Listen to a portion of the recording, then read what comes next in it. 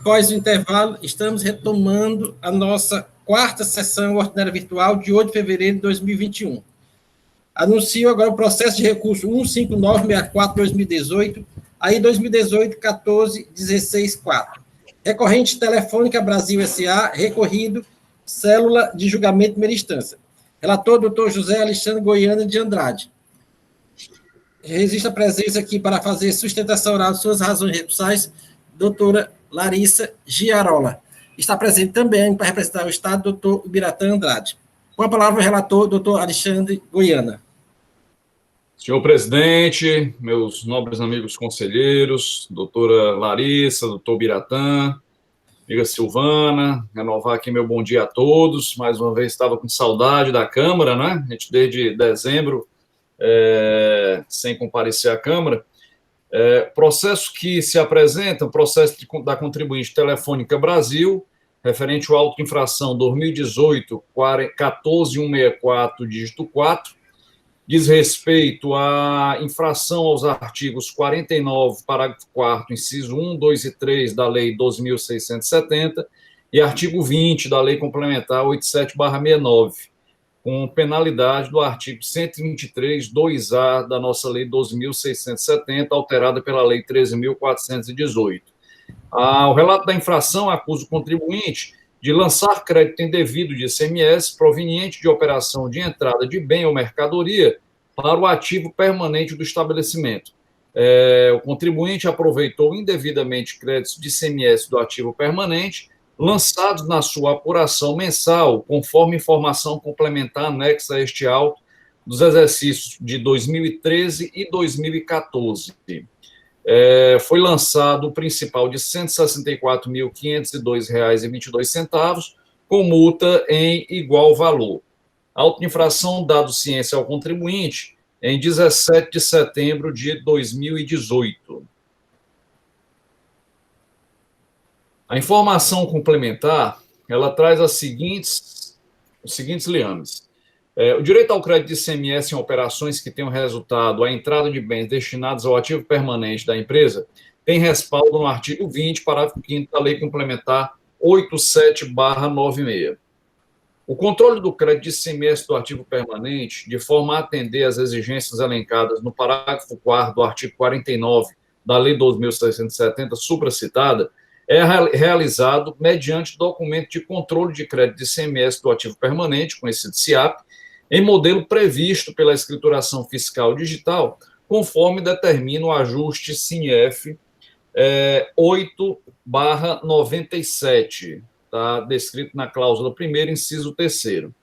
Portanto, o contribuinte deverá utilizar a EFD para efetuar a escrituração do documento de controle de crédito de ICMS do ativo permanente, CIAP, sendo sua escrituração obrigatória a partir de 1º de janeiro de 2011, conforme pode-se observar da cláusula 3ª, parágrafo 5º do referido ajuste SINEF. No decorrer da presente ação fiscal, foram examinadas as FDs enviadas pelo contribuinte e constatou-se que nos meses de fevereiro, abril, maio, agosto e setembro de 2013 e março a junho de 2014, a Telefônica lançou em sua apuração mensal de ICMS valores de crédito do ativo permanente em montantes superiores ao demonstrados no bloco G de sua EFD, o qual demonstra justamente a parcela do crédito de ICMS a ser apropriada no período. O contorno da acusação, ela se dá basicamente nessa situação. As informações do bloco G da Telefônica foram obtidas a partir do sistema Solari e estão demonstradas na tabela que segue, juntamente com os valores lançados no campo outros créditos, a título de bem do ativo imobilizado de sua EFD. A diferença lançada maior na apuração do ICMS, que representa o montante do crédito indevido objeto da presente atuação, é obtida a partir da diferença entre o valor do crédito lançado na apuração do ICMS e o ICMS apropriado, evidenciado no bloco G, o qual é parte integrante à EFD. Com relação aos meses de janeiro, março e junho de 2013, em que a Telefônica não apresentou as informações do bloco G da FD, verificou, sem consulta ao sistema Business Objects 4.0, que não constam valores de operações de entrada de ativo imobilizado nestes meses. de forma que os montantes registrados na apuração do ICMS representam créditos apropriados indevidamente, por não estarem respaldados pelas informações no arquivo eletrônico devido, que é o bloco G da EFD. E assim, o agente fiscal conclui que, de forma que, à luz da legislação, a autorização somente seria permitida sem aplicação de qualquer penalidade ao contribuinte se este procurasse a administração fazenda. Só um parêntese aqui. O fiscal, ele informou esse levantamento preliminar ao contribuinte antes de finalizar a sua ação fiscal, e o contribuinte respondeu o seguinte: a notificada esclarece que identificou que o SPED foi entregue sem o registro do bloco G ou com divergência para o período indicado. Desta forma, a notificada solicita autorização para retificar os arquivos do SPED dos períodos de 2013 a 2014, com a finalidade de incluir ou retificar o bloco G. E aí, o agente fiscal ele conclui que, de forma que, à luz da legislação, a autorização somente seria permitida sem aplicação de qualquer penalidade ao contribuinte se este procurasse a administração fazendária do Estado antes de qualquer procedimento do fisco. No entanto, a emissão do termo de início de fiscalização consciência da telefônica já configura o procedimento do fisco que obsta à espontaneidade do contribuinte. E, por essas razões, lançou o auto de infração. Foram cumpridas todas as formalidades e a empresa apresenta a sua impugnação, aonde, basicamente, ela levanta 3 pontos. A necessidade da exclusão dos administradores da impugnante da condição de responsáveis pela dívida, levanta também a ocorrência da decadência parcial dos créditos tributários, especificamente para os meses de janeiro de 2013, março de 2013, abril de 2013, junho de 2013, outubro de 2013,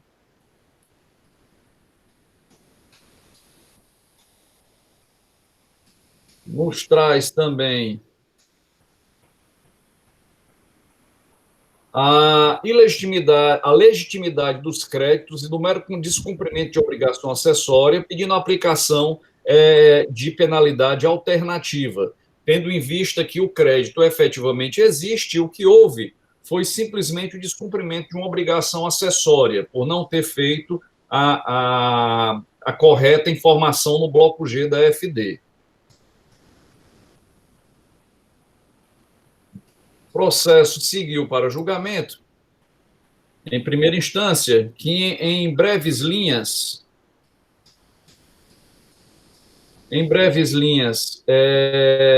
não acatou os argumentos. Só um minuto, presidente, que abriu uma tela aqui que não era para abrir. Pronto. Não acatou os argumentos da defesa e julgou por procedente o auto de infração, mantendo a cobrança do crédito tributário mais multa. O contribuinte foi intimado, apresentou recurso ordinário, aonde basicamente renovou as informações prestadas na sua impugnação, pedindo mais uma vez a exclusão dos sócios como responsáveis da autuação, reforçando também o pedido de decadência, tendo em vista que a constituição do crédito tributário ela se deu formalmente em 17 de setembro de 2018. Por força disso, pede a aplicação do artigo 150, parágrafo 4º, já que efetivamente houve a declaração de ICMS a pagar. Por isso atrairia o artigo 150, parágrafo 4º, e não o artigo 173.1. E, por último, reforça mais uma vez a questão da legitimidade dos créditos, tendo em vista que houve meramente o descumprimento de uma obrigação acessória. O processo foi encaminhado à assessoria tributária para parecer, aonde A assessoria tributária acata o pedido de decadência da parte, a aplicação do artigo 150, parágrafo 4º, para os meses de janeiro de 2013, março de 2013 a abril de 2013, julho de 2013 a agosto de 2013. E, no mérito, mantém a aplicação da penalidade. Esse é o breve relato, senhor presidente. Estou à disposição dos colegas para qualquer dúvida. Obrigado, doutor Alexandre. Com a palavra, doutor Biratã Andrade. Obrigado, senhor presidente. Renovando aqui meu cumprimento a todos, os conselheiros, a doutora Larissa, Silvana. Inicialmente, em relação à questão da alegação da legitimidade dos administradores, eu sempre ressalto aqui que, na verdade, a autuação ela se dá em relação à pessoa jurídica constante aqui do auto de infração. Embora conste aqui o registro dos administradores, efetivamente essa apuração, atualmente, ela se dá pela Procuradoria, né, quando do lançamento, lá do registro lá na dívida ativa, é feita essa análise, e muitas vezes, depende da situação, eles são incluídos ou não. Cabendo, inclusive, a parte, muitas vezes, fazer até o requerimento administrativo junto à PGE, tanto é que, muitas vezes, muitos dos contribuintes fazem esses requerimentos administrativos pedindo exclusão de responsabilidade, e esses pedidos são analisados administrativamente na Procuradoria. Em relação à decadência, nós aqui discordamos da manifestação do parecerista. Nós temos um entendimento, em que há muito, um entendimento, inclusive, bastante antigo em relação, quando se trata de crédito indevido, né, há certamente um erro aí, um erro que leva a uma supressão do imposto, erro esse, a nosso ver, que gera um lançamento de ofício, né, o fisco, ele analisa a escrituração do contribuinte, seus livros, e aí constata aquele erro, e a partir desse erro ele faz o lançamento de ofício. Aí há que se fazer sempre, eu sempre faço essa ressalva, de aplicação conjunta, né, do 173 ou 150, parágrafo 4, conjunto com o artigo 149 do CTN. Então, nós entendemos aí que realmente há um erro aí do contribuinte que leva a uma supressão do imposto, razão pela qual há que se aplicar o artigo 173 do CTN, contando-se a partir do primeiro dia do exercício seguinte, aquele em que ocorreu o fato gerador. Então, nós afastamos esse entendimento consubstanciado aí, nesse parecer constante dos autos. Em relação ao mérito, embora assim, o parecer não tenha feito uma menção expressa a esse aspecto, mas eu gostaria de registrar aqui um registro feito pela auditoria fiscal, melhor, pelos fiscais autuantes, em relação a esse equívoco, porque assim, quando da auditoria, né, a parte contribuinte foi intimado acerca desses registros, e ele, verificando que realmente tinha feito de forma incorreta, pediu, né, inclusive, solicitou uma alteração em sua FD e tudo mais. E como bem consignou o fiscal na oportunidade, uma vez lavrado o termo de início, não há essa previsão para essa correção, né? Se o contribuinte tivesse feito essa correção anterior ao início da ação fiscal, né, aí sim não teria problema algum, porque aí seria realmente uma regularização espontânea. Porque, como já dissemos aqui várias vezes, não fosse assim, toda vez que o contribuinte ficaria muito tranquilo, sem proceder a qualquer correção, e uma vez iniciada a fiscalização, disse, realmente eu errei, vou corrigir, está tudo bem. Realmente não é essa a finalidade da denúncia espontânea, nem da correção, a fim de se eximir, se isentar de responsabilidade fiscal. Então, assim, de fato, o próprio contribuinte admite isso, que houve essa incorreção, dizer assim, ó, os valores a menor informados no bloco G da FD estão equivocados. Então, assim, a própria empresa admite isso e diz que pretende aí fazer essa correção e tudo mais, e diz que isso aí seria um mero descumprimento de obrigação acessória, né? Entretanto, entendemos que não, porque isso aí repercutiu, a nosso ver, no crédito, então não se limitaria à questão do mero descumprimento de uma obrigação acessória.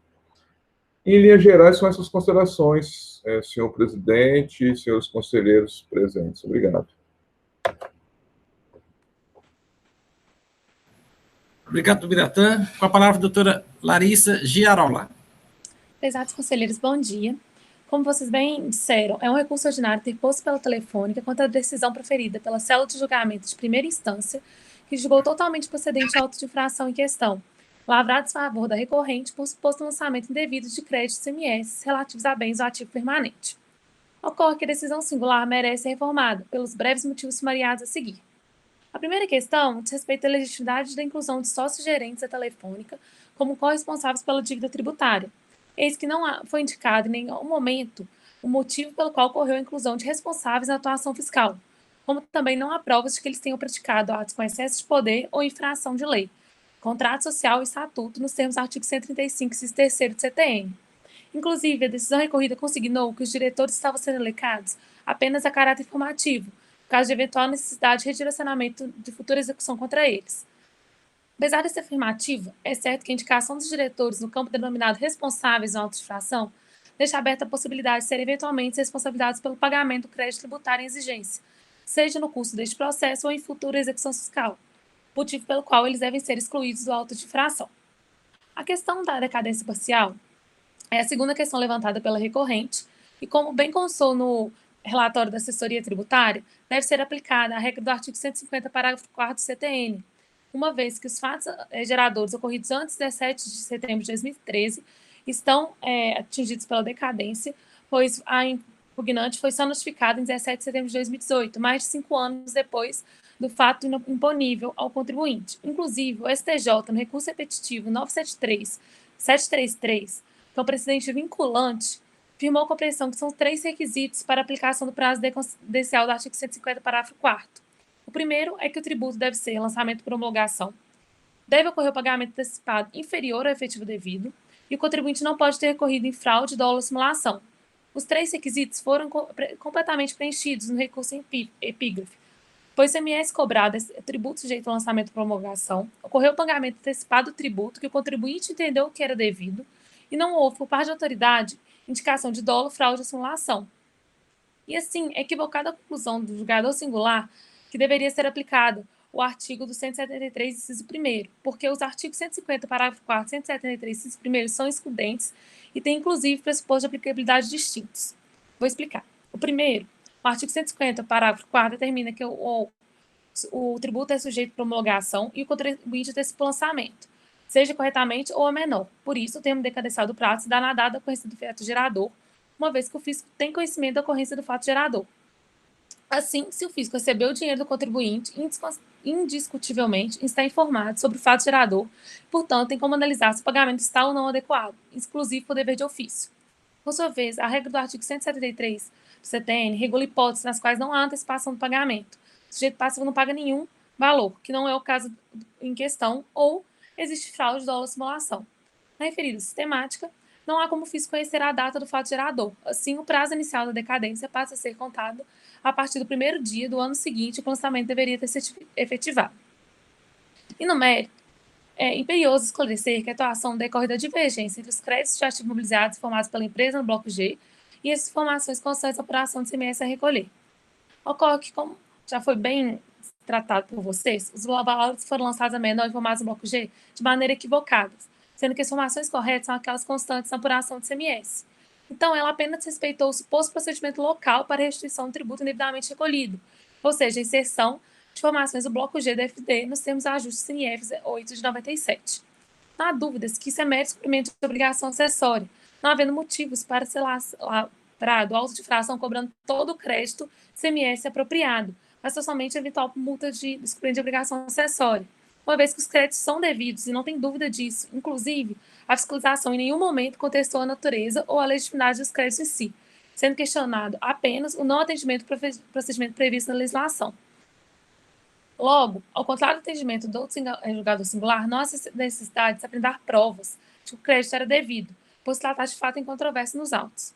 Em conclusão, acreditando ser indevida a forma de compensação utilizada pelo recorrente, e sendo legítimos os créditos, tem por mero descumprimento de obrigação acessória, sejando apenas e tão somente a aplicação de multa isolada prevista na legislação estadual. Assim, reitero o pedido para provimento do recurso ordinário para reformar a decisão recorrida e anular o auto de infração em epígrafe. Muito obrigada. Obrigado, doutora Larissa. Senhores conselheiros, o processo está em discussão. Senhor presidente. Sim, doutor Alexandre. Posso fazer minhas considerações iniciais? Sim, à vontade. Muito bem. Senhor presidente, sobre os 3 temas apontados pela defesa, eu queria pegar aqui o julgamento de primeira instância.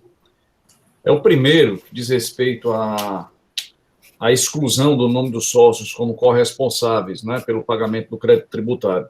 A gente já vem se deparando aqui na Câmara com essas situações e, de forma unânime, já vem sendo pacificado o entendimento que, na realidade, a menção dos sócios nos autos de infração são meramente para efeitos cadastrais, né? Inclusive, na decisão de primeira instância, já foi apontado pelo julgador que é exatamente somente na fase de execução fiscal desse crédito tributário é que a Procuradoria poderia tomar alguma prática, poderia tomar alguma iniciativa no sentido de responsabilizar os sócios. Então, não seria meramente o apontamento dos nomes deles nos autos de infração que iria trazer essa responsabilidade tributária, né? Então, isso já foi, inclusive, afastado pela decisão da primeira instância, né? Então, a Câmara ela já vem afastando esse tipo de pedido exatamente porque ele não se aplica e não cabe à discussão nesse momento. Sobre a situação relacionada à decadência,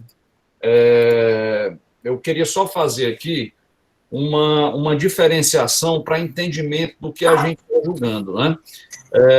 O doutor Biratã colocou de uma forma muito clara que nos casos de cumprimento de obrigações acessórias, né, nós já temos assentado a aplicação do artigo 173.1. Mas no caso específico, não é só, a gente não está frente a uma autuação por um descumprimento de uma obrigação que o contribuinte teria.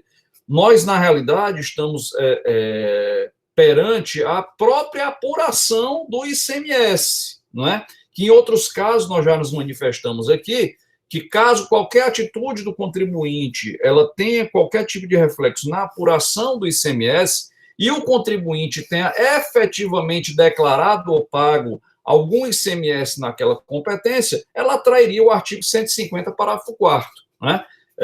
Nós temos aqui outros precedentes da Câmara, por maioria, diga-se de passagem, aonde, em casos semelhantes a esse, nós atrairíamos o artigo 150, parágrafo 4º. E aí eu já vou me adiantando sobre esse ponto, que eu concordo no ponto da decadência com o que foi trazido tanto pela parte como o que foi também apontado pela aplicação da decadência na forma do parecer da assessoria processual tributária, né, pela aplicação do artigo 150, parágrafo 4º, para aqueles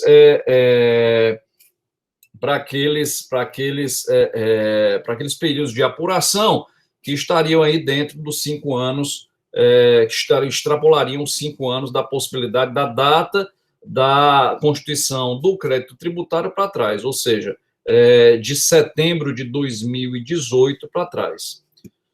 Sobre a questão meritória, eu vou também aqui trazer algum ponto para a gente iniciar as discussões. Pelo relato do agente fiscal, vou voltar aqui para o relato do agente fiscal. O relato do agente fiscal, ele traz as seguintes informações. Deixa eu só voltar aqui, senhor presidente.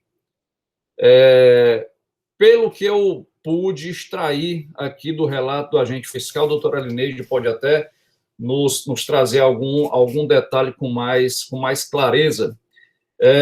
Nós temos aqui duas situações distintas. Nós temos algumas competências em que houve o preenchimento das informações do bloco G, só que essas notas fiscais, elas não, desse ativo imobilizado especificamente, elas não teriam sido levadas para o bloco G, e o bloco G ele foi informado de forma equivocada, né, faltando informações, e nós temos outras situações, e o fiscal até ele enumera aqui, com relação aos meses de janeiro, março e junho de 2013, em que a Telefônica não apresentou informações no bloco G, não é? Ou seja, para esses 3 meses especificamente, não foi feito para o bloco G efetivamente.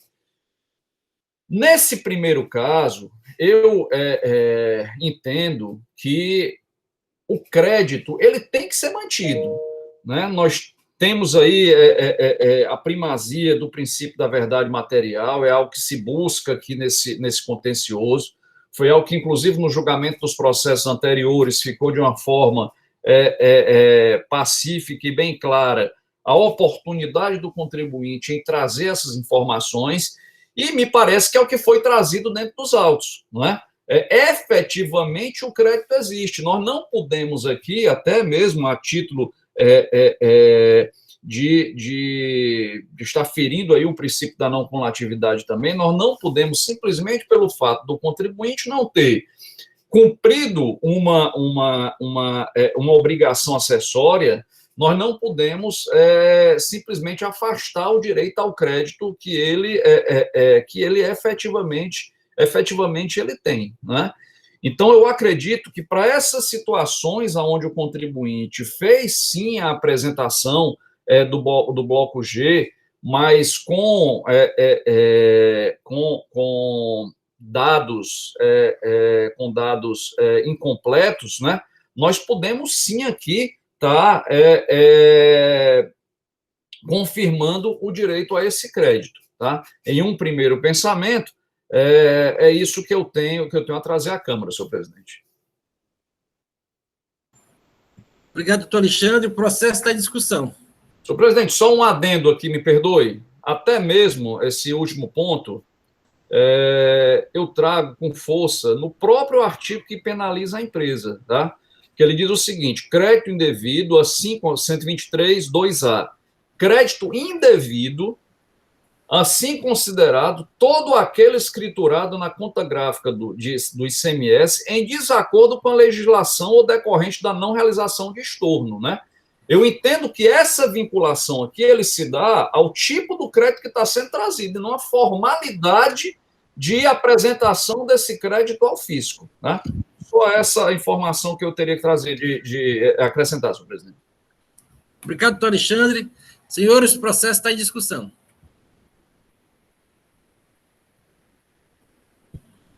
Doutor Leilson, doutor Elineide, doutor Wander, doutor Henrique, doutor Jusileide. Sem nenhuma observação? Presidente, eu só faço a observação no sentido de concordar com o relator na questão do crédito. Se o crédito ele existe, embora ele não tenha se escriturado lá na FD, no campo próprio, lá, mas se materialmente ele existe e foi levado para apuração, também eu não vejo problema no que diz respeito a considerar indevida, não. Porque a questão do crédito, ela decorre da materialidade da ocorrência da operação. Ocorrida a operação, o contribuinte tem direito ao crédito. Se a operação estando documentada, o contribuinte tem direito ao crédito. Inclusive, ele pode se creditar até 5 anos na ocorrência do fato gerador. Né? Pode até se creditar. Então, pelo fato de não estar lá no bloco G, mas estar no livro de apuração, eu não vejo problema aí, não. O que eu vejo problema é se efetivamente esse crédito, ele existe. porque dá a entender que não existe. Pela apuração, foi colocado um crédito maior no livro de apuração que não consta no bloco da FD. A empresa trouxe algum elemento que caracteriza a existência desse crédito, algum documento fiscal nesse sentido? Bom, se trouxe, esse crédito é legítimo. Embora que não tenha sido escriturado, aí faz o objeto da autuação seria uma falta de escrituração, descumprimento de uma obrigação acessória, algo nesse sentido, mas não a materialidade em si do crédito devido. Com relação à questão da decadência, volta a essa discussão no sentido de que eu verifiquei o ano todo, etc., né? Mas esse crédito, ele reduziu, o entendimento do STJ é que quando o crédito reduz, que não há o pagamento do imposto, ou seja, ainda fica com o saldo credor, o entendimento do STJ é o 173.1. E também entende que quando há um pagamento antecipado, mesmo que esse crédito tenha reduzido esse saldo devedor, seria o 150 parágrafo 4º, né? Entendendo que seria um pagamento a menor, mas um pagamento lá e tal. Eu verifiquei para aqueles que reduzem pelo pagamento, né, que a empresa tem saldo devedor, nesses meses aí alegado, ela consiste em saldo devedor. Mas eu ainda continuo na ideia, como ainda eu não vi, essa questão não foi sumulada, e a súmula em nada, ela traz mais dúvida do que coerência para toda a situação de semestre, eu ainda continuo achando que, no caso em que a redução do pagamento do tributo, é porque não houve pagamento daquela parte que foi objeto do crédito indevido. E aí, a súmula 555, é claro, não havendo pagamento do imposto, dá que se incidir a cobrança pelo 173.1. Presidente, eram essas considerações. Obrigado, doutor Leilson. Só indagar o doutor Alexandre com essa a indagação do doutor Leilson. Os créditos existem mesmo? Tem próximos autos da existência desses créditos? Senhor presidente, exatamente por isso que citei a doutora Leneide, que ela é sempre muito diligente nessas averiguações. O que a empresa anexa, na realidade, são pagamentos de DAIs. Né? Então, para vários meses, ela anexa o pagamento do DAI, mas ela não anexa, por exemplo, as notas fiscais desses materiais, né? Desses ativos imobilizados. Né? Então, era essa uma dúvida que eu gostaria, inclusive, de ouvir a doutora Elineide, até pela análise das próprias planilhas juntadas pelo fiscal. Porque nas planilhas, sim, ele coloca vários tipos de ativos com o respectivo valor da operação, né? E ICMS recolhido. Então, a meu ver, essas notas são as que pertinem a essa autuação. É isso, senhor presidente. Obrigado, doutor Alexandre. Doutora Elineide, a palavra está com a senhora. Eu estava procurando exatamente essas planilhas, certo, doutor Alexandre? Que o grande problema que eu vejo no crédito do ativo imobilizado é porque ele não é um crédito direto, ele é um crédito que depende de um cálculo.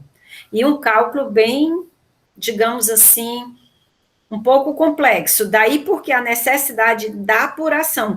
Ou antes do bloco no CIAP, que era o CIAP físico, ou agora no bloco, porque eu não tenho como constatar aqueles valores se eu não vier fazendo isso acompanhando o CIAP.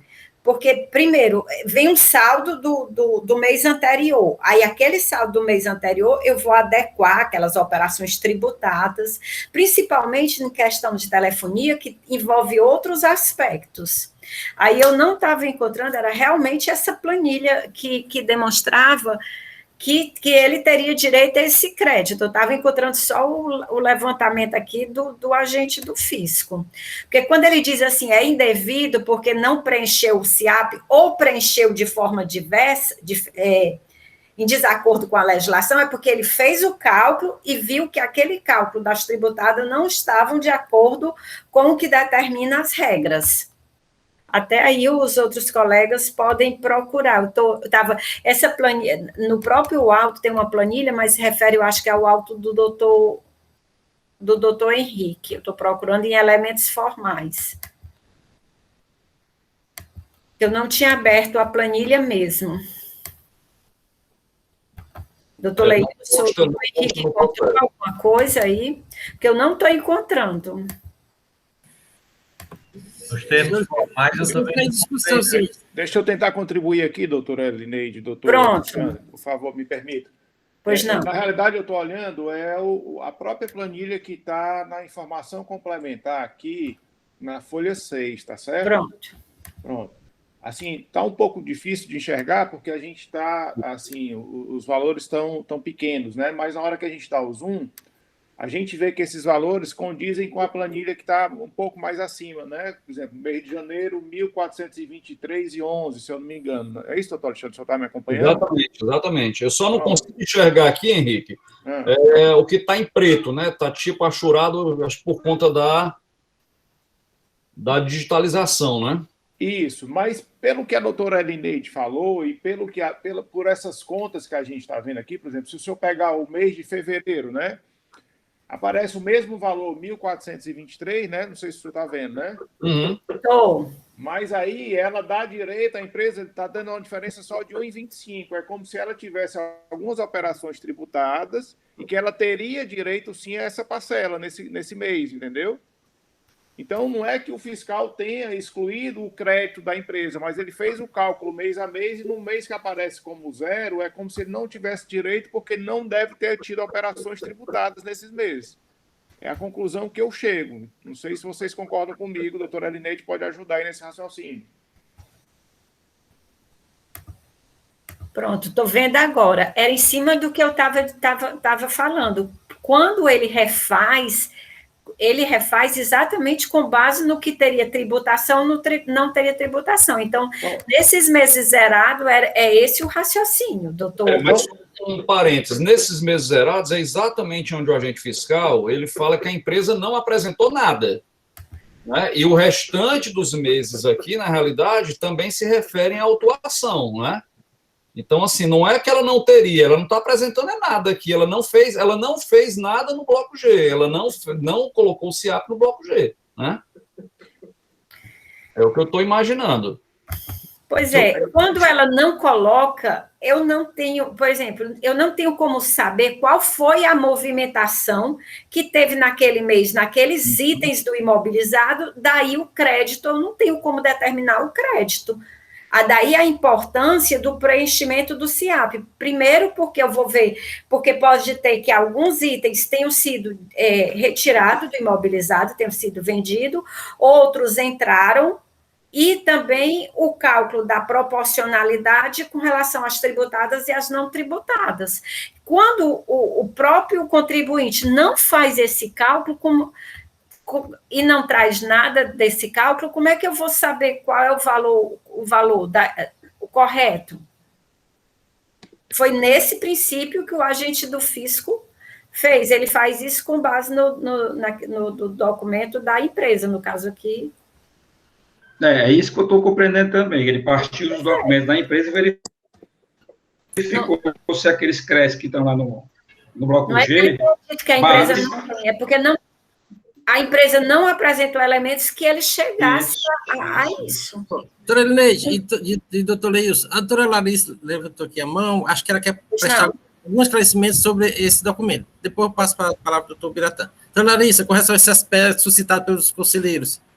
Isso é porque o que aconteceu nesse caso foi que o fiscal sempre falou que a gente não preencheu o bloco G e estava autuando pelos créditos, mas ele, hora nenhuma, falou que o crédito era indevido. Ele só falou que o contribuinte não registrou o crédito.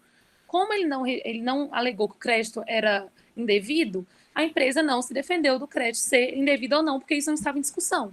Estava em discussão teve registro ou não no bloco G.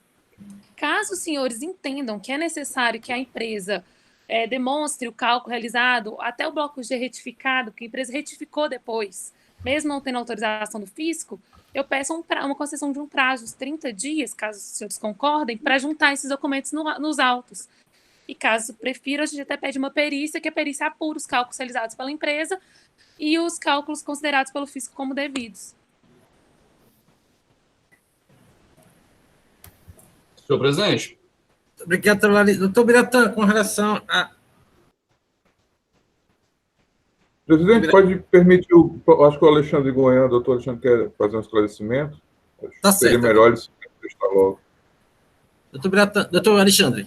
Muito breve, senhor presidente. Exatamente pelo fato da gente estar enaltecendo aqui o princípio da verdade material, né, eu acho que isso é uma unanimidade na Câmara, eu exatamente sugeri o que a doutora Larissa apontou, né? Se a gente pudesse votar ou a presidência conceder um prazo para a empresa refazer essa apuração e nos trazer aqui, eu acredito que a gente vai estar indo aí ao encontro exatamente daquilo que a gente vinha discutindo inicialmente, que é o princípio da verdade material, né? Porque, de fato, pela apuração que o agente está apontando aqui, eu concordo com o doutor Elineide. Se eu tenho aqui 3 meses zerados, e isso o agente fiscal ele fez questão de inclusive, separar isso nas informações complementares dele. Eu vou ter aí um corte que me impossibilita realmente saber efetivamente qual saldo está sendo transferido por próximo mês, ou de débito ou de crédito, e assim por diante. Mas como nós estamos aqui nos vinculando à verdade material, seria de bom ouvido a empresa nos trazer aqui não só a reconstituição do seu CIAP nesse período, do Bloco G nesse período, como também os documentos que comprovam essa reapuração, né? É um entendimento. E nós poderíamos até, senhor presidente, até mesmo colocar, para adiantar o processo, colocar em votação as 2 preliminares, né? Até porque, se o entendimento da Câmara for pela decadência de alguns meses, esse trabalho de reconstituição... não, se bem que o trabalho de reconstituição ele teria que ser feito todo, mesmo com a decadência, né? Para fins de saldos. Perfeito. Para fins de saldos, sim. Senhor presidente. Só essa sugestão. Doutor Alexandre. Doutor Biratã, com relação a esse entendimento do doutor Alexandre, com a possível conversão em diligência, considerando prazo para parte apresentar o CIAP do período e refazer essa escrita fiscal. Presidente, só assim, só antes disso, só fazer o registro que está muito claro aqui, que a parte disse que não estava ciente que se tratava de crédito devido, e o auto de licitação está muito claro aqui, em relação à questão do lançamento de crédito devido, CMS, proveniente de operação de entrada de bem mercadoria para ativo permanente de estabelecimento, que o contribuinte ele aproveitar devidamente o crédito CMS. Então, esse aspecto está claro. O segundo aspecto eu, assim, também eu entendo que a gente deve privilegiar a questão da verdade material. Agora, sim, eu não sei em que termos, porque, assim, quando você fala assim, que o contribuinte, permitir que o contribuinte faça reapuração, acho que não seria exatamente isso, é demonstrar, né, que ele tem esse direito a crédito, não é de chegar e simplesmente, de repente, agora vou fazer todas as correções aqui possíveis e lançar. Acho que não é exatamente isso, porque aí eu estaria dando um precedente perigosíssimo em situações assim que seriam utilizadas sempre aqui na situação de crédito devido. Então, assim, ele demonstrar, não, assim, que esse crédito é devido, não exatamente ele fazer uma reapuração. Não sei se talvez esse termo reapuração, acho que não seja o mais indicado. Por hora, são as considerações, senhor presidente. Obrigado, Biratã. Doutora Alice, pediu a palavra novamente? Porque a mãozinha está levantada aqui na minha tela. Eu esqueci de abaixar, desculpa. Sem problema. Então, senhores conselheiros, com relação à proposição do doutor Alexandre Goiânia, doutor Elineide, doutor Leilson... Só uma coisa que eu quero aqui colocar em reflexão. Para efeitos de autuação, a gente nunca trabalha com FD retificada após a data da autuação. O grande problema é esse. Como o doutor Biratã disse, a gente abriu um precedente.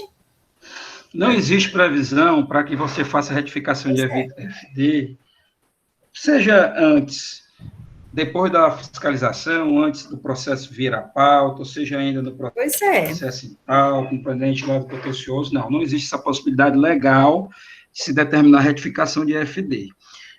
O que eu vi aqui, o que eu compreendi das peças da informação complementar é que o autuante ele fez as suas verificações de crédito e, a meu ver aqui, levando em consideração os documentos que ele teve acesso, os documentos fiscais, e verificou quanto que a empresa tinha lançado na apuração.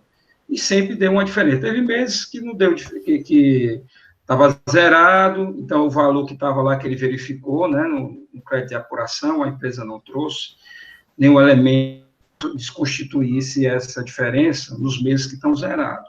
E ele colocou o valor que ele tinha apurado. Nos outros meses, tem um mês que deu 170 mil aqui de crédito lançado na apuração do CMS, ele verificou que tinha uma diferença de 1.320. Ou seja, ele procurou os documentos fiscais, verificou esta materialidade que dão direito a esses créditos e assim o fez.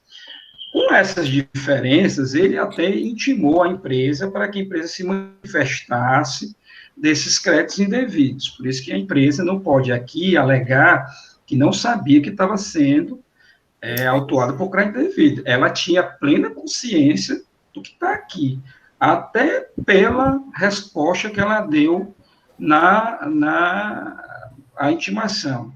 A notificada esclarece que identificou que o SPED foi entregue sem o registro bloco G, ok, ou com divergência para o período indicado. Ou seja, ela mesmo está dizendo que tem divergências. Mesmo dizendo. Dessa forma, a notificado solicita autorização para retificar os arquivos do SPED, dos períodos 2013, 2014, com a finalidade de incluir ou retificar o bloco G. Não é só incluir o bloco G, aquelas operações que estariam zeradas, etc. Então, eu vejo que, nesse caso, há sim a materialidade da infração da empresa. E a empresa teve lá, durante o procedimento fiscalizatório, todo o tempo necessário para contraditar as diferenças que foram trazidas pela fiscalização. E o que ela disse foi de que o que ela pediu foi a possibilidade de retificar. Em nenhum momento ela contestou o que está no FD. No momento ela contestou o crédito indevido trazido pelo contribuinte, pelo agente autuante. Em nenhum momento. Ela queria a possibilidade de retificar porque sabia que existiam divergências. Ela mesma diz isso. Então, eu entendo aqui que está explícita a materialidade da infração cobrada no auto de infração, presidente. Doutor Leilson. Continua a discussão, processo.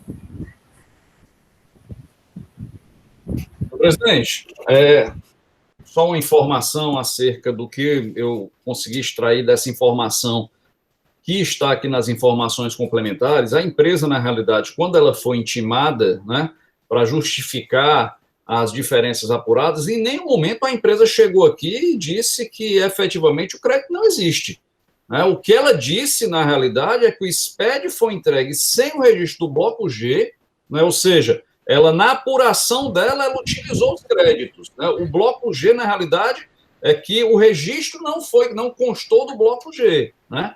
Mas em nenhum momento ela, pelo que eu pude extrair dos autos, em nenhum momento a empresa concorda que o crédito é indevido ou não. Tanto que, a todo momento, desde a defesa, está pedindo a possibilidade de nos trazer esses créditos, e por isso que a gente está aqui levantando essa hipótese de não através de retificação, mas através de uma decisão colegiada, nós podemos aqui concordar ou não, com os créditos que vão ser apontados aqui pela empresa, caso ela apresente, caso a diligência, nós tomemos aqui por decisão autorizar essa diligência. Né? Eu vejo um pouco diferente essa relação, senhor presidente.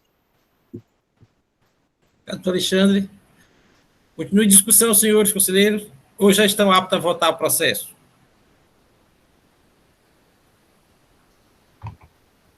Podemos votar? Sim, senhor presidente.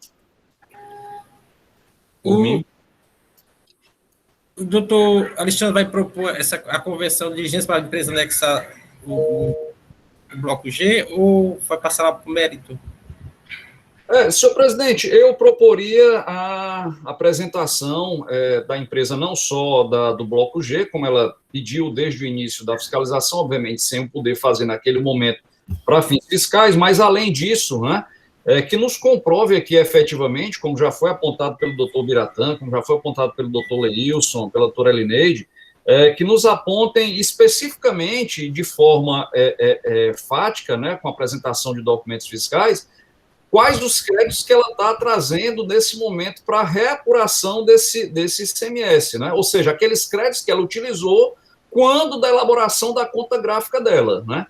Então, a diligência seria nesse sentido, senhor presidente. É para comprovar a origem dos créditos, né? A origem dos créditos que ela utilizou na conta gráfica. As outras questões, como a questão da decadência, e podem ser afetadas com essa diligência, a gente deixa para o segundo momento. Tudo bem? Ok, senhor presidente. Doutor Wander. Doutor Alexandre, só tentando ser mais objetivo, doutor Alexandre, seriam só para aqueles meses em que não foram considerados pela auditoria, seria isso? Mês de janeiro, mês de março, mês de junho, é isso?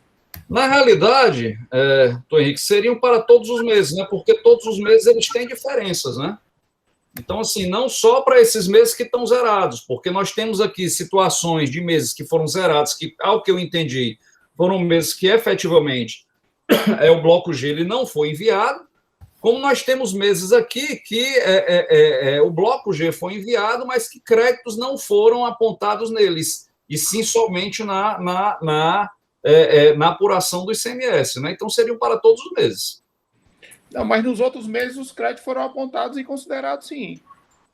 Alguns, né? Pelo que eu entendi, Todos. alguns meses, né? Não, todos. Se o senhor olhar aqui, o que está sendo cobrado é a diferença dessa... Partindo da coluna da esquerda para a direita, seria a segunda coluna, né? É o que o auditor entende como correto. Por exemplo, se o senhor pegar aqui o mês de agosto de 2013, tá certo? Perfeito. Se o senhor pegar aqui a quarta coluna da última, né? O valor correto seria 169, é o que o fiscal apurou, o valor lançado pela empresa é 170, a diferença é só de 1.329. Então, esses meses aqui, eu entendo que a empresa já teve toda a oportunidade de fazer esse levantamento e trazer. Esses outros que o senhor está falando, eu concordo em parte, porque, assim, não faz sentido o mês de janeiro você ter um valor de 1.423 e o mês de fevereiro você ter, o mês de janeiro não ter, né? Então, eu até concordaria com o seu pedido, mas somente para esses 3 meses aqui que não foi considerado. Mas os outros meses, tanto o auditor considerou, como está aqui o valor que a empresa lançou, o valor que foi apurado, né? Mas, Henrique, esses meses que o auditor considerou, ele considerou exatamente aquilo que estaria no bloco G da empresa, né? E o que a empresa está propondo aqui, desde a sua defesa, é confirmar, na realidade, o crédito que foi utilizado na apuração mês a mês, né? Não somente nesses meses que foram zerados. Tanto que na resposta que consta aqui das informações, ela fala com a finalidade de incluir ou retificar o bloco G, né? As duas situações. Eu entendo que, na realidade, ela teria que comprovar aqui, ela poderia comprovar, era o valor total do que foi utilizado na apuração do ICMS. Não só o valor do crédito que foi utilizado está nessa segunda coluna da direita para a esquerda, né? Que é o valor do crédito lançado na apuração do ICMS. Isso aqui é o que ela lançou, tá certo? E o valor apurado no bloco G, pelo que eu entendi do levantamento, seria 2 colunas voltando, né? Seria esse valor aqui. Perfeitamente. Então, isso já foi exatamente o trabalho da auditoria esse, né? Se a gente for aceitar tudo, aí vamos fazer todo o trabalho de novo. Aí é pedir uma perícia para refazer o levantamento completo.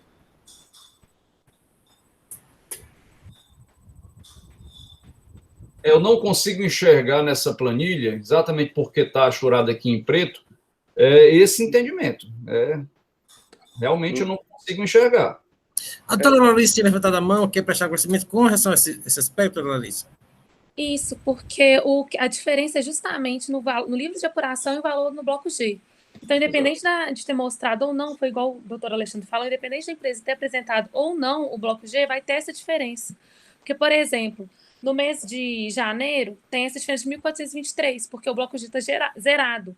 Já no de fevereiro, o bloco G, que foi incorreto, porque foi apresentado só alguma parte, tem um valor de 1.421 lançado, quando no livro de apuração tem 1.423.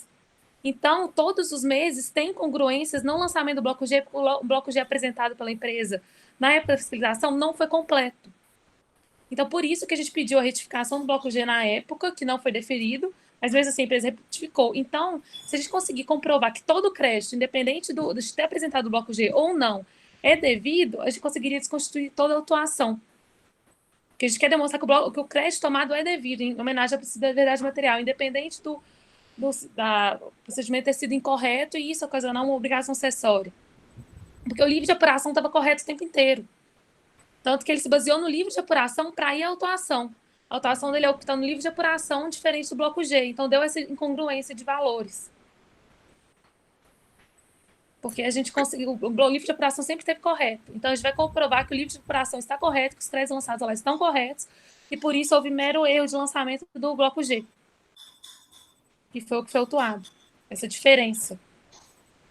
Você está entendendo, doutor Alexandre? Na realidade, o que a empresa está trazendo é que o levantamento estaria totalmente errado, né? Na realidade, o que aproveitou está correto. Eu não sei se ela trouxe aos autos algum documento que o senhor possa partir desse pressuposto, que aí seria realmente refazer toda a apuração, toda a auditoria que foi feita. Diferente do que o senhor levantou no começo, que seria realmente dar direito a ela aqueles 3 meses e que não foi dado direito a nada. Né? Que a empresa aqui no mês de janeiro, no mês de março e no mês de junho, o auditor simplesmente glosou tudo, como o senhor está dizendo, né? Então, o valor, embora sejam valores pequenos, mas o auditor não considerou nenhum valor, não deu direito a ela, ele cobrou esses meses de forma integral. Nos outros meses, ele fez todo um trabalho de cotejamento para saber que notas estariam no bloco G, né? Dentro daquela continha que você divide por 1,48 avos, faz a proporcionalidade do que é tributado, do que não é, para apurar e levar o valor lá para a escrita fiscal.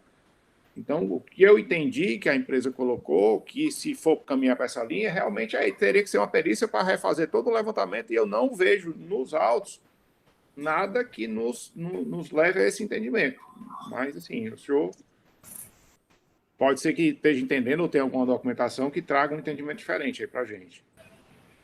Eu só acredito, senhor presidente, por isso que eu estou mantendo a proposição de fazer da empresa ser intimada para apresentar os documentos referentes a comprovar o crédito referente a todos os meses, exatamente para não tratar aí com 2 pesos e 2 medidas a apuração do crédito da empresa, não é? Ela juntou, como eu coloquei aqui no início, guias de pagamento, né, de alguns meses relacionados ao crédito tributário que foi levantado, né?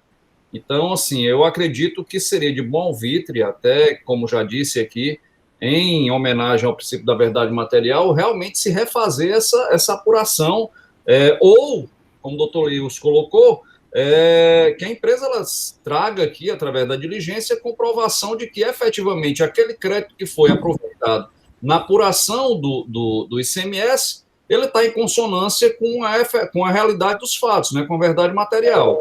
Então, por força disso, eu mantenho a proposição para que a empresa apresente a comprovação desse crédito para todos os meses relacionados à autuação.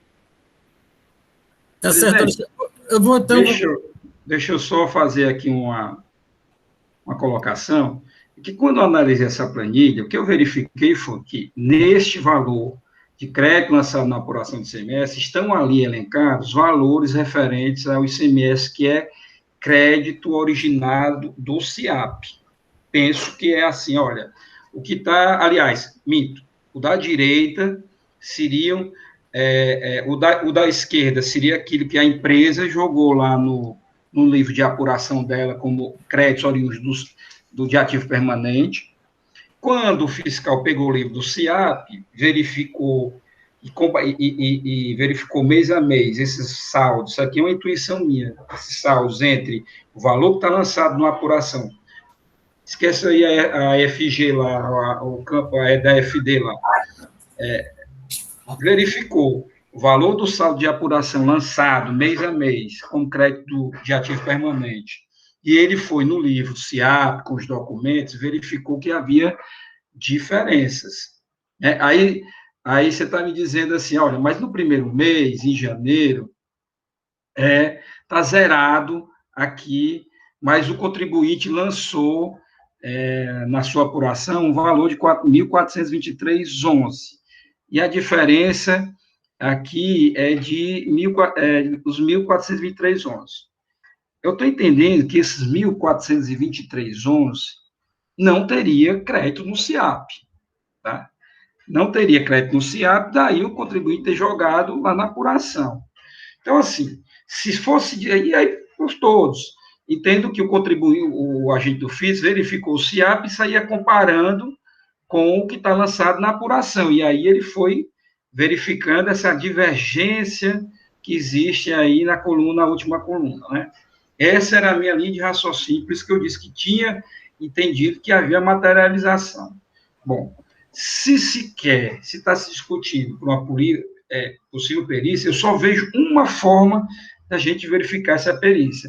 É se os valores que estão lançados a crédito no livro de apuração do ICMS, na planilha, 1.423,11 em janeiro, 1.423,11 em fevereiro, 634,35 em março, 9585, sei lá, 03 em abril, maio, é se esses valores aqui batem com o que consta no livro SIAP.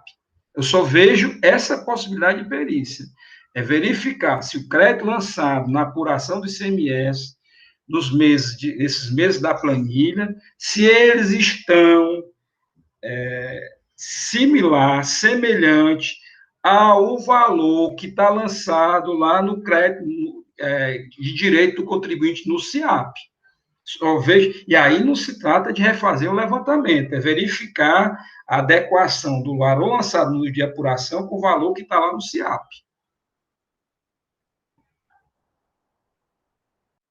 Obrigado, Toleils. Sim, doutor Biratã. Assim, faz sentido. Assim, eu estava aqui realmente analisando as diversas proposições, e assim, agora, por último, essa manifestação do Toleilson, ela me faz bastante sentido, porque assim, a gente não pode deixar de levar em consideração que é o crédito SIAP, tem aquela proporcionalidade e tudo mais, para aquele período de tempo. Então, você tem que bater realmente o que está lá no crédito SIAP, fazer o confronto lá com o contribuinte disso ter direito. Então, assim, realmente faz sentido. Só essa observação. Nesse sentido do Leilson, o agente do fisco, ou os agentes do fisco, falam até assim, com relação aos meses de janeiro, março e junho de 2013, em que a Telefônica não apresentou informações no bloco G da FD, verificou-se em consulta ao sistema Business Objeto 4.0, que não constam valores de operações de ativo imobilizado nestes meses, de forma que os montantes registrados na apuração representam créditos apropriados indevidamente por não estarem respaldados em informações eletrônicas. Então, assim, a gente vê que realmente é no sentido do que o doutor Leilson disse, foi refeito e algumas coisas não foram consideradas. Porque senão nós vamos refazer tudo. Ok, doutor Alexandre, o senhor entendeu a proposição do doutor Leilson? Sim, senhor presidente, ficou claro agora. Vai encampar a proposição do Leilson? Sim, senhor presidente. Então, seria converter o custo processo em perícia, no sentido que ser trazida aos autos comprovação do lançamento do SIAP, né? E fazer a comparação, depois comparação que foi lançado na FD dele. Exatamente. Na apuração. Na apuração, Na apuração. Porque a FD estava zerada, na apuração dele. Perfeito. Então, doutor Alexandre, como vota? Presidente, eu voto por converter o processo em diligência para a empresa comprovar, de acordo com os lançamentos do seu SIAP, o crédito que for utilizado na apuração do ICMS para os meses da autuação fiscal. Doutor Wander? Com o relator, senhor presidente. Doutora Jusileide? Senhor presidente, renovo meu bom dia a todos, procurador, doutor Larissa. Eu também entendi o procedimento, a reclamação do doutor Leilson, e eu voto com o relator, mas eu queria só saber se vai ser refeito a AFD. Neste caso, não, né? Não. Neste caso, não vai ser feita a AFD. Não. Vai ser feito só mesmo a preparação dos créditos que foram já apresentados, não é isso? Saber se, de fato, eles estão batendo os valores, é assim? Isso mesmo, doutora Cileide. Pronto. Não voto é com o relator, senhor presidente. Doutor Henrique? Acompanhe o relator, senhor presidente. Doutora Elineide? Com o relator. Doutor Leilson? Com o relator. Então, a segunda Câmara, por votação unânime, resolve converter o curso de processo de diligência no sentido de notificar a empresa a apresentar o livro CIAP e apuração de CMS do período fiscalizado, de acordo com a adota PGE. Esta é a decisão para este processo. Senhores, vamos dar início. Só uma dúvida, qual o prazo que vai ser concedido? 30 dias, né? Não, presidente, isso não vai ser perícia. Perícia, ela vai ser intimada. Ah, já intimado a perícia, vai ser perícia. Não vai intimar, não, vai ser a perícia, certo? É 30 dias a perícia dá, certo? Depois vai ser feito Depois da intimação. Eu vou receber a intimação para apresentar os documentos, aí Isso. a perícia vai... A perícia que vai entrar Fazer. em contato com a empresa, tá, doutora Larissa? Ótimo. E indicar também assistente, caso queira. Querendo indicar assistência técnica também, para acompanhar. Ótimo, obrigada. Passando para o processo seguinte, processo de recurso 15961-2018, aí 2018, 14288. Recorrente, Telefônica Brasil S.A., recorrido Seju. Relator, doutor Henrique José Leal Gereissati. Continua conosco, doutora Larissa Giarola. Essa é a minha pronúncia, Giarola? Deve ser italiano, né? Giarola. É Giarola mesmo? Com o doutor Henrique, a palavra. Presidente, primeiramente, renovar meus cumprimentos aqui aos conselheiros, nosso procurador, doutora Silvana, doutora Larissa. Esse processo também é fruto da mesma ação fiscal, né? E, nesse caso, ele trata da acusação de falta de escrituração em livro fiscal próprio, inclusive na modalidade eletrônica, de documentos fiscais relativos a operações de entrada de mercadorias. Segundo o relato do auto de infração, o acusado deixou de registrar em sua escrituração fiscal 4.647 notas fiscais de entrada nos exercícios de 2013 e 2014, tendo infringido os artigos 276-A, C, F, G e I do Decreto 24569, com penalidade prevista no artigo 123.3G da Lei 12.670/96, alterado pela Lei 16.258/2017, culminando em multa no valor de R$ 255.596,79. O contribuinte foi intimado no decorrer da ação fiscal para tomar conhecimento e se manifestar sobre o levantamento fiscal conforme termo de intimação número 2018-10.270, tendo apresentado justificativa para 477 notas fiscais de entrada. Dessas 477, 10 foram acatadas e ficado silente quanto às outras 4.180 notas fiscais. Em sua impugnação, a defesa requer preliminarmente a exclusão dos administradores da impugnante da condição de responsáveis pela dívida, eis que não há prova de que tenham praticado atos com excesso de poderes ou infração de lei, de contrato social ou estatutos, nos termos do artigo 135, inciso 3º do CTN. Alega também a decadência do crédito tributário relativo aos fatos geradores anteriores a 17 de setembro de 2013, com fulcro no artigo 150, parágrafo 4º do CTN. Por fim, questiona a natureza confiscatória e a onerosidade excessiva da multa aplicada, pois o simples descumprimento de obrigação acessória não gerou nenhum prejuízo ao Estado. O julgador de primeira instância decide pela procedência do lançamento tributário, entendendo que não cabe ao órgão julgador a exclusão dos responsáveis pelo crédito tributário, devendo tal fato ser analisado quanto de eventual execução fiscal. Quanto à decadência, entende o julgador singular não se aplicar ao caso concreto, pois, em se tratando de obrigação acessória, o dispositivo mais adequado, por se tratar de lançamento de ofício, seria o artigo 173 do CTN, em que o prazo se inicia no primeiro dia seguinte àquele em que o lançamento poderia ser feito. Já em relação ao caráter confiscatório da multa, entende que a multa indicada na peça inicial é específica para a infração denunciada e que não cabe ao órgão julgador decidir questões de inconstitucionalidade. A defesa interpõe recurso tempestivo, onde ratifica e reforça todos os pedidos suscitados na instância singular. O processo é enviado à Assessoria Processual Tributária, que emite parecer 318/2020, sugerindo que essa ação aplicada deveria ser a do artigo 123.8L da Lei 12.670/96, com nova redação dada pela Lei 16.258/2017, cuja multa equivale a 2% do valor da operação, por ser esta mais favorável ao contribuinte em detrimento da penalidade do 123.3G da citada lei, reduzindo o lançamento tributário para R$ 37.581,97. É o breve relato, senhores.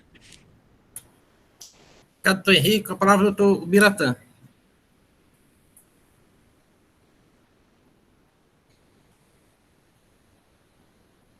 Obrigado, senhor presidente. Presidente, sendo bem breve, até porque parte dessas matérias a gente já se manifestou em relação à exclusão dos administradores, já consta lá consignado no nosso entendimento, já não se trata propriamente de exclusão, né, já que há o registro no auto, mas isso não significa afirmar que eles estarão registrados como responsáveis. Em relação à decadência, inclusive, a própria parecerista que se manifestou no processo anterior pela admissão da decadência ela já tem outro entendimento, haja visto que se trata aqui de descumprimento de obrigação acessória. Então, assim, em relação a esse aspecto aí, não há qualquer dúvida, seja em relação à nossa Câmara Superior, seja em relação ao STJ, a matéria, nesse caso, realmente é pacífica, sem questionamentos em relação ao fato concreto se tratar de descumprimento de obrigação acessória. Então, esse aspecto, a meu ver, não há que se prolongar na sua discussão. A defesa, basicamente, ela fala que o descumprimento de uma obrigação acessória não resulta em prejuízo, fala se rebate a multa, né, por entender que é uma multa excessiva, não razoável, e assim, a gente se atém à multa prevista na nossa lei, a legalidade. Ou seja, que o órgão administrativo aqui, ele não tem esse poder de analisar até que ponto aquela multa é abusiva, aquela multa ela representa confisco, ela é inconstitucional. Então, assim, o que nós fazemos é a análise do fato, né, e a multa prevista na norma estadual. E, nesse aspecto, a única divergência, como sabemos, é só entre o 123.3G e a proposição, que inclusive é da parecerista, que nós discordamos, todos sabem, que é o 123.8L. Né? Entendemos que a 123.3G é uma penalidade específica para o caso, para a espécie, não havendo posto como se aplicado 123.8L. Assim, em linhas gerais, são essas considerações, senhor presidente e senhores conselheiros. Obrigado, doutor Biratã. Com a palavra, doutora Larissa. Como vocês bem disseram, trata-se de recurso ordinário interposto contra a decisão proferida pela célula de primeira instância, que jogou procedente auto de infração lavrado em desfavor da Telefônica, com o fito de exigir multa isolada em razão da suposta não escrituração de notas fiscais relativa a operações de entrada de mercadorias, nos meses de julho de 2013 a dezembro de 2014. Ocorre que a decisão singular merece ser reformada por alguns motivos, sendo que referente à decadência e legitimidade da inclusão dos sócios da Telefônica como corresponsáveis pela dívida são os mesmos já levantados anteriormente, motivos que eu não vou repisar novamente em razão da síntese. No mérito, é imperioso esclarecer que a penalidade aplicada ao contribuinte, em razão do descumprimento de obrigação acessória, é evidentemente excessiva e confiscatória, ferindo de morte a capacidade contributiva do contribuinte, sendo este natural desdobramento dos princípios constitucionais da isonomia e da liberdade. No caso em epígrafe, como não houve prejuízo à fazenda pública, é evidente a menor gravidade do descumprimento de escriturado documento fiscal relativo à entrada de mercadorias no Estado.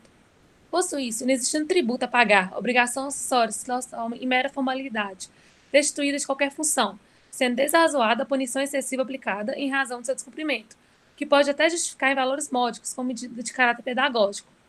Em conclusão, é necessário que a multa aplicada à recorrência seja totalmente relevada ou ao menos reduzida, em função da aplicação da equidade e ante a manifesta injustiça da exigência de tal multa pela prática de infração formal destituída de contornos lesivos. Ao expor, reitero o pedido pelo provimento de recurso ordinário em epígrafe para reformar a rescisão da recorrida e anular a auto-infração em questão. Obrigada. Doutora Larissa, o processo está em discussão. Doutor Henrique, quer falar? Presidente, só para esclarecer o fato aqui, porque acho que essa Câmara já tem posicionamento, né? Nós aqui como conselheiros, com relação a esse novo enquadramento ou não dessa penalidade, se ela é específica ou não, dependendo da interpretação de cada um. Mas aqui, só para deixar claro, os auditores tiveram cuidado de pegar a redação originária da lavratura do auto de infração, né, e enquadrá-la junto com o artigo 126, né, na multa de 10%, por serem operações sujeitas ao regime de substituição tributária cujo imposto já havia sido recolhido anteriormente ou por não ter incidência ou contemplados com isenção de CMS. Então, essa particularidade com relação ao cotejamento dessas operações, se tem registro de imposto ou não se aplicaria ao caso em questão. Só para esclarecer esse ponto, senhores. Doutor Henrique, doutor Alexandre tinha pedido a palavra. Não, senhor presidente, eu declino, já estou bem ciente aqui. Obrigado. Pronto. Os temas trazidos aqui em discussão já é bastante conhecido dessa Câmara e já tinha sido, de algum modo, já abordados no processo anterior. Eu indago aos senhores conselheiros se já posso colocar em votação. Todos estão aptos a votar? Acho que o silêncio quer dizer sim. Então, eu vou... Primeiro, a gente vai votar agora as preliminares suscitadas pela parte.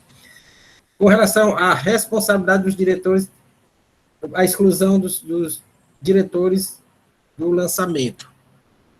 Como vota o relator? Presidente, eu afasto por entender que não cabe a esse órgão julgador analisar essa questão nesse momento, e sim, por ocasião de uma eventual execução fiscal, a Procuradoria ficaria a cargo dessa providência. Doutora Elineide? Com o relator. Doutor Leilson? Com o relator. Doutor Wander? Em relação, nós estamos agora em relação a exclusão do SUS. Com o relator. Doutora Jusileide? Com o relator, senhor presidente. E doutor... Todos já votaram, né? Senhor presidente, falta eu. Então, eu pulei. Então, assim, doutor... Eu estou imaginando que você pulou. Eu sou o primeiro divergente sempre. Primeiro, peço desculpa, doutor Alexandre. Doutor Alexandre, como vota? Acompanho o relator, senhor presidente, exatamente por entender que não se trata aí, nesse momento, de responsabilização tributária, não é isso que tem no modo de infração. Acompanho o relator, senhor presidente. Está afastado o primeiro pedido da parte. Com relação à decadência, como vota o doutor Henrique? Presidente, eu também afasto por entender se tratar de obrigação acessória, né, e que o dispositivo mais adequado seria um 73 do CTN. Doutora Elineide? Com o relator. Doutor Leilson? Presidente, com o relator, inclusive trazendo uma jurisprudência bem recente do STF, do STJ nesse sentido, agora de 17 de dezembro, no resto 181/1226, né? De obrigações acessórias, a regra é o 173.1. Ministro Herman Benjamin, que é o relator. Nossa. Doutor Alexandre, agora está correta a ordem. Doutor Alexandre? Senhor presidente, eu acompanho o relator, como sempre, fazendo a observação de que a aplicação ela se dá do 173.1 exatamente pelo fato de ser obrigação acessória, né, mantendo aquele entendimento anterior. Doutor Wander? Com o relator, 173 para a obrigação acessória. Doutora Jusileide? Com o relator, senhor presidente. Então, com essa decadência também afastada. Com relação ao caráter confiscatório da multa, como vota o relator? Presidente, também afasto por entender que não cabe a nós, órgãos julgadores, tratar da inconstitucionalidade da norma, né? E sim aplicar o que está posto aqui no nosso ordenamento. Doutora Elineide? Com o relator. Doutor Leilson? Com o relator. Doutor Alexandre? Acompanho o relator, senhor presidente. Doutor Wander? Com o relator, senhor presidente. Doutora Jusileide? Com o relator, senhor presidente. Então, também afastada o pedido de multa confiscatória. E no mérito, como vota o relator? Presidente, eu recebo o recurso ordinário para negar improvimento e confirmar a decisão de procedência da primeira instância, né, entendendo que a infração está devidamente qualificada, né, por ser esta mais específica, em desacordo com o parecer da assessoria processual, mas em comum acordo com a manifestação oral do senhor procurador que nos acompanha. No caso, penalidade 123, 3G, neste caso. 3G, isso. Doutora Elineide? Com o relator. Doutor Leilson? Com o relator. Doutor Alexandre? Senhor presidente, nesse caso eu peço vênia para discordar do eminente relator e aplicar a penalidade do artigo 123 do IPL, como já de conhecimento de todos, da minha posição. Doutor Wander? Voto com o primeiro disciplina. Doutora Jusileide? Voto com o primeiro voto divergente, senhor presidente, reenquadrando para o 8L.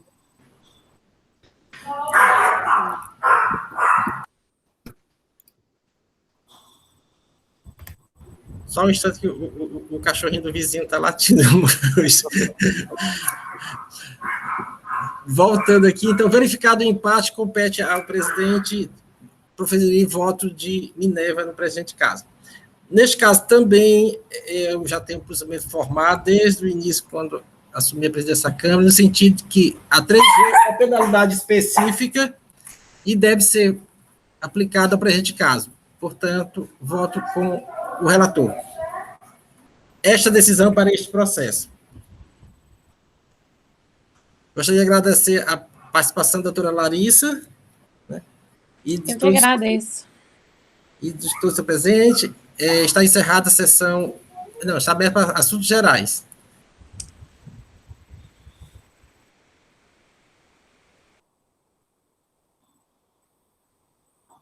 Não havendo assuntos gerais, está encerrada a presente sessão e convoco todos para a nossa sessão de amanhã, dia 9 de fevereiro. Teremos 3 processos da Minas Gás S.A., relator doutor Elineide, doutor Alexandre e doutor Henrique Leal Gereissati. E o último é Antônio Wagner Pérez Torres, relatora doutora Jusileide.